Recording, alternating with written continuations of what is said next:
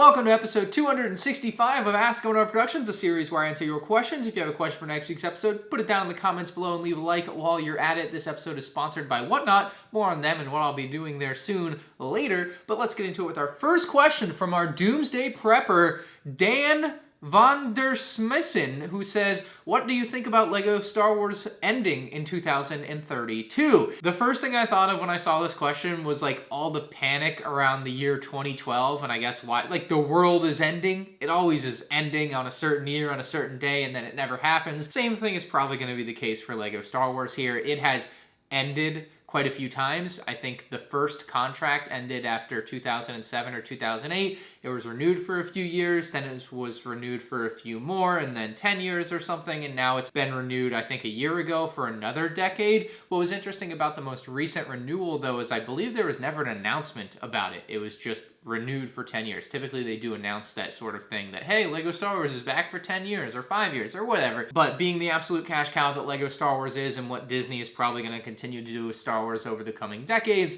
I wouldn't expect it to end in 2032, just like it didn't end after 2021 or 22 when the last contract was up. It's still here. Activated Stu says, I know you want to collect every LEGO Star Wars set ever. Have you been collecting minifigure keychains? Nah, I don't really collect them. I have a few of them because I've just bought them intermittently throughout the years, but they are not a integral part of what I consider important to collect. Jonah says, with the Rey's Jedi Order movie slated to release in 2025, lining up with the 10th anniversary of The Force Awakens, do you think the 20th anniversary for Revenge of the Sith could be in jeopardy? I've certainly seen this fear starting to spread, and I get it that LEGO specifically would not do as much Revenge of the Sith stuff that they could have done since this new Rey movie is coming out and it's also the 10th anniversary of The Force Awakens. But I'll tell you what, unlike with the original trilogy, I do think the prequel trilogy anniversaries will supersede the sequel trilogy anniversaries, and so while they will almost certainly do something for the 10th anniversary of The Force Awakens, it's maybe a set or two. I think Revenge of the Sith has the potential to get like 5 or 6 sets, kind of like Return of the Jedi has this year. I think that that is what Episode 3 will be in 2025, and I know The Mandalorian and the Ahsoka show aren't movies,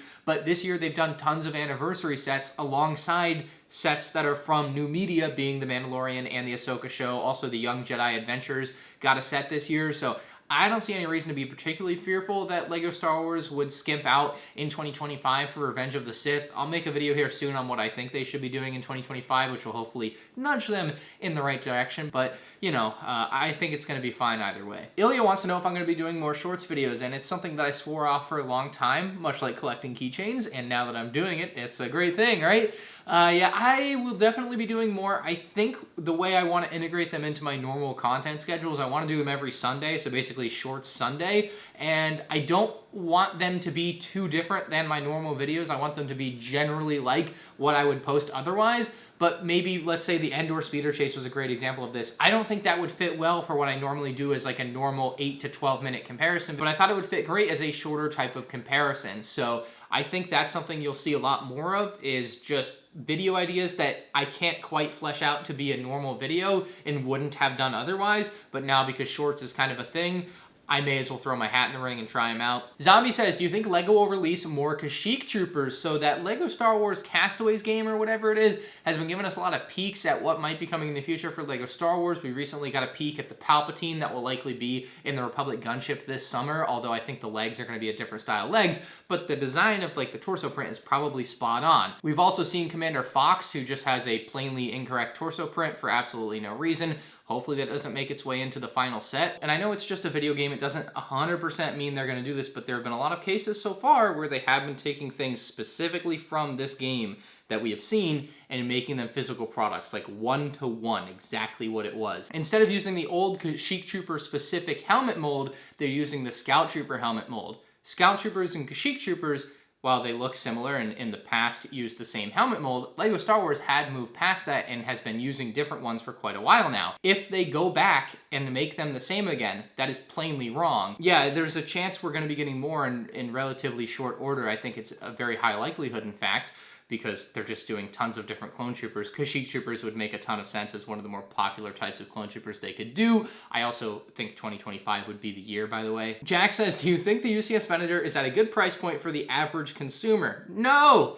any UCS set is not at a good price point for the average consumer because that's absolutely not what they're targeted for. They're targeted for the super fan, the above average consumer with more money to spend on toys or plastic bricks than anyone should have, I suppose, right? But like, yeah, a $650 UCS set is absolutely not like something for the average consumer generally. But I think you both have to be a pretty big fan of Star Wars and willing to spend a lot of money on Lego Star Wars for that to be a good price point for you. So no, I think it fits above average as far as fans go for anything that's UCS because it's just in a higher echelon of Lego sets. Butter Brian says, what is your opinion on the Lego Sonic sets? Personally, I have no interest in Sonic, so I probably won't be buying or reviewing these unless I can get them like stupidly early, but they look really cool. If you're into Sonic, I think this is a really neat subline for Lego to be going and doing. It looks like it has lots of really cool and detailed characters. Again, I'm not as into Sonic as I am into Star Wars, so there may be errors with these characters that I wouldn't catch, but it looks awesome. Nintendo Noah says, I noticed in your TIE Interceptor review you said only 2 exist now, so do you count Major Von Reg's TIE as a TIE Interceptor? Why or why not?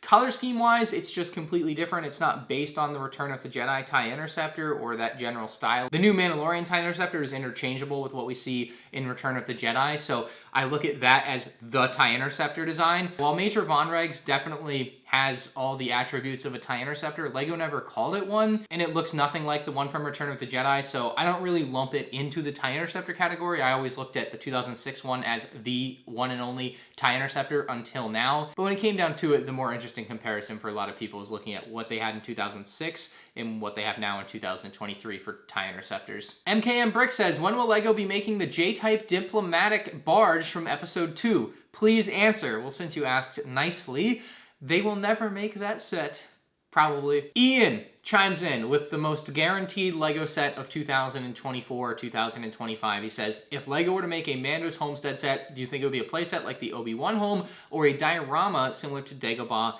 Training? It could be a really good first diorama set for the Mandalorian series. I think that and the prequels obviously need some dioramas. If I were Lego, I would make this one a playset. I think much like the Obi-Wan's home in that $30, $35, maybe $40 range, this would do fantastically with Mando and Grogu, and you kind of need a 3rd or 4th character, and obviously with what we've seen so far, no one else has been there. Greef Karga, I guess, would make the most sense since he gave him the house, and I think it would be a really good way to integrate Greef Karga into a set since he is just missing from the Season 3 sets thus far and has a pretty sweet outfit. So I think Mando's Homestead is a guarantee to be a set in the next 2 years. I lean towards playset, but I think both would be fantastic, and they could conceivably both coexist as well. Like, they could just make both and have both available. But if I was only going to get one, I guess a playset would be the one to do. Michael says, if a minifig holds an item, example a blaster, in its hand, will it crack and or damage it? Much like MKM, he asked nicely, and it is no guarantee that it will damage or crack the arm for the character, but I have been told by many people that it is not a great thing. It can damage or crack the arm for the character or be more likely to cause that sort of thing. So if you are really scared about cracking your minifig arms or causing any sort of damage, absolutely don't put anything in their hands. T-Zone Matt says, it's pretty funny that Lego made a new mold for the Darksaber and it just got destroyed. Absolutely. I couldn't help but find it funny myself. I made a tweet about it almost immediately once I saw it happen. I was just like, bro, how could they do this? Lego dragged their feet for a decade. The Darksaber's been around in Lego since 2012, 2013. They made a couple of them, and then it came back, and they still didn't make a new mold for it, and then they still didn't make a new mold for it when it came back again, and then they finally made a new mold for it, and then it got destroyed before the sets even officially released. Absolute comedy at its finest for me. Logan says, do you think with Lego's efforts on helping the environment with boxes for pick-a-brick instead of cups is working? Personally, in my city, we don't recycle anyways, and the cups already have a reusable value while boxes don't. So you're really spot on with the reusable value. I definitely have never thrown out a pick-a-brick cup. I don't know what percentage of people generally do, but like I would imagine more people will keep their cups than their boxes because I do think the cups definitely look really cool for storage. I've got a lot in use over there storing different parts. But I think a lot of this helping the environment stuff a lot of the time can just be a smokescreen for trying to save money in a lot of cases for a lot of companies. I think we saw this with Hasbro when they went from plastic to cardboard packaging for their Black Series, and they have already done a 180 and reverted because sales of their product dropped I guess significantly enough for them to literally do a 180 on something that they put their foot down and said, we're helping the environment by getting rid of our plastic covers for Black Series and changing to cardboard, but now it's all completely going to go back to plastic in the future. So it is interesting to see a company do a 180 on that. You don't see that too often from what I can tell, as long as it's not a shrinkflation tactic to screw customers out of their money without telling them, you know, if you're getting the same amount of value for the same money, I'm all good with it. It's fine. Like, it's great. I didn't think it was great with Black Series. I think it pushed a lot of people away from that sort of thing. Speaking of going green, this video is sponsored by Whatnot. Get it? Green? No? Let me pull up a $20 bill. If you don't already know, Whatnot is the ultimate live shopping and marketplace app where people like me or even yourself can sell things, be it Lego, watches, Apple products, shoes, Pokemon cards, you name it, you can probably sell it. If you're interested in selling Lego, it can be some nice extra cash, a side hustle, or there's even some people like my friend Maddie's Minifigures who does it full time. If you're interested in buying Lego or really anything else, there are live streams going on 24/7 on the app where you can find tons of cool things at really good prices. A lot of auctions start at just $1, so you can get really good deals on things if you're in the right auction at the right time. If you haven't signed up yet, you can click my link in the description below and get $15 off your first purchase. And if you're interested, I've got two big upcoming live streams, Friday, April 28th and Thursday, May 4th. Combined, I'll be giving away about $1,000 of free Lego Star Wars sets and minifigures, plus I'll have tons of different Lego Star Wars minifigs and sets for sale, alongside these new custom molded pad printed 212 helmets that will look fantastic on your 212 troopers from the 212 paper packs, which I will hopefully have for the May 4th stream. So if you're not on Whatnot already, you might just be missing out on some great free Lego this weekend and next from me. So get signed up with that link in the description below. Back to our questions. A Little Spice says, do you think we'll get more Lego sets from more obscure parts of Star Wars like the Rogue Shadow or TIE Crawler? My boyfriend has a Lego TIE collection and his favorite is the TIE Crawler. I always catch him messing around with on his desk at work. P.S. He keeps stealing all my little 501st helmets that don't have the holes. MandRshop.com for orange triangle helmets that don't have holes and actually have a triangle on them. So the sets you mentioned specifically are from 2007 and 2008, and I think it's highly unlikely we see stuff like that again, because when those sets came out, Lego Star Wars kind of needed something fresh and needed different ideas that weren't necessarily from a movie or from a show. Because in 2007, when the TIE Crawler came out, there was the 6 movies, the 2003 Clone Wars show, and like that was kind of it that you could make Lego Star Wars sets based on. And so they'd already done all the TIE fighters from the movies within the last 5 years in 2007. And so expanding outside of that just made the most sense at that time. I don't think that makes sense now, unfortunately. As cool as an upgraded TIE Crawler or upgraded Rogue Shadow would be, like there's so many different things that fans want now. Like, this question really did open my eyes to the idea that we probably won't see that sort of way outside of the box stuff ever again, because it made sense in 2007, 2008. It doesn't make sense in 2023. It just doesn't. So there you go. I'm going to be the Debbie Downer there and say that's probably just not going to happen because it is frankly too obscure with too many other things happening now. Elliot says, is there any thought behind doing a Hoth Mock? Why not do anything else? For example, Endor. Love your videos, keep it up. So Hoth is something that I have tried to do a couple times in my illustrious YouTube career. I did one in 2013. I did a YouTube series in like 2017, 2018, and then I tried to do it again in 2020. And so I'm technically on like my 4th try now, or when I start doing it again. And the general reason I want to do Hoth is it's probably my favorite battle scene in all of Star Wars, at least from the movies. Like, there's some really cool ones from the Clone Wars and all, but Hoth is just amazing to me. Always loved that as a kid. So that's the main reason I wanted to do it to begin with all those years ago in 2013. But a couple other reasons Hoth makes sense for me now and where I am in my life and my building knowledge and career. I'm not a great builder, and I do think Hoth is a relatively simple build, just kind of rolling hills of snow and landscaping, some trenches. Obviously the base is going to be the hard part, but there's some ease to Hoth that I see compared to something more complex like Utapau that I would love to do. I think Coconut Brick Studios did a great Utapau, and it kind of makes me want to do one in the future. So like that is way more complex to me. Plus, I have a lot of white parts already. I've been buying lots of white parts over the years. I've got them. They're all kind of sorted now. And so I've got a ton of like starting brick to get going with the mock, and it will make it a lot easier for me. It'll be a lot less of a financial burden for the business to go and do a Hoth Mock when I've already purchased a few $1,000s worth of parts, compared to having nothing for something like an Utapau where I just don't have any of those rock pieces that I would need, that dark tan. I just don't have it, so I would have to go and get it. Hoth, I think, is something a lot cheaper for me to do as well. So it's going to be my starter mock for sure, and if all goes well, we'll see you in a week. Jonah says, do you think someone from the LEGO group watches your videos? Absolutely. Probably multiple people. I think of it like a lot of people think of their FBI agent. You know, those FBI agent memes where your FBI agent's always watching over your shoulder or watching you download a VPN on your computer, all that sort of stuff. I think of it like that meme is the LEGO for me, probably. And my FBI agent. It's like FBI agent, LEGO, both over my shoulder. Beefy Stewart, digging deep here, says, weird, maybe boring question, but genuinely curious what your tax situation is like. I can't imagine keeping up with all of your purchases / running a small business, etc. So it used to be really, really bad. At the end of the year, for like the last 4 years, I would keep all my receipts in a folder, basically.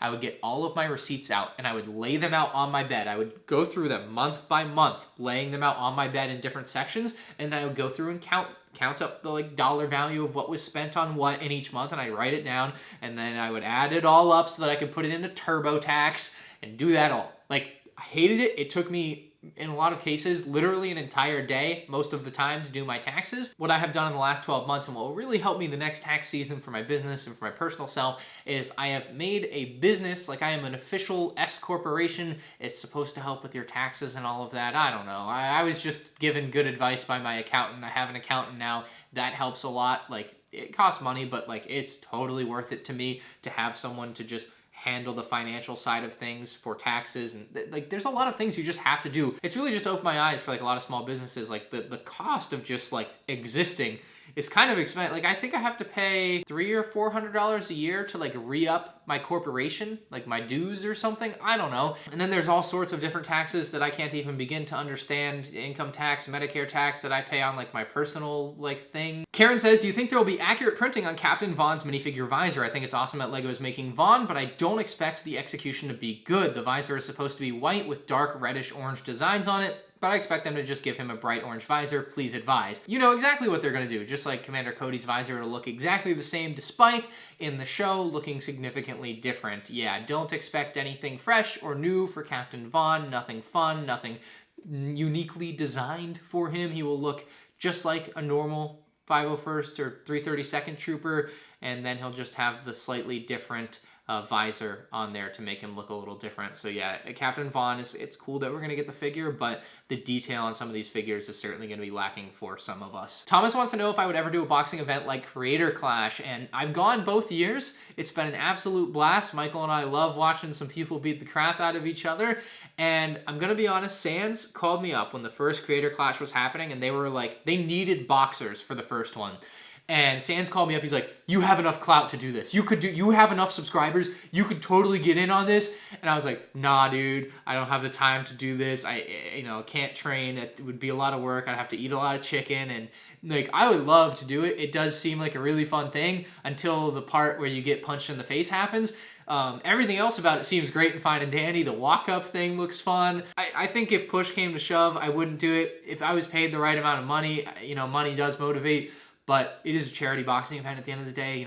You wouldn't expect any money out of it, I guess. So with that in mind, I wouldn't want to do it. I generally don't want to like punch people or get punched. Goes both ways, so probably not. But if I found myself in the next couple of years like in much better shape and I've like consistently been going to the gym and felt like I could actually win a fight, I would probably consider it more heavily, because it does seem like a really cool thing. My walkout song would definitely be something from the Lego movie, no question. Salem says, how long do you think the new Indiana Jones theme will last? I'd love for it to last a few years, but I honestly think it's lucky if we get 2 years of it. I think it's lucky if the sets even come out in the summer at this point. I don't know what the consensus rumor is, but I've seen it's like 50-50 for whether or not the Indiana Jones 5 sets are even going to come out this year. They were originally supposed to release, I think, 8 Indiana Jones sets this year. They obviously canceled 1 in the Temple of Doom, and so right now we're just left with 3.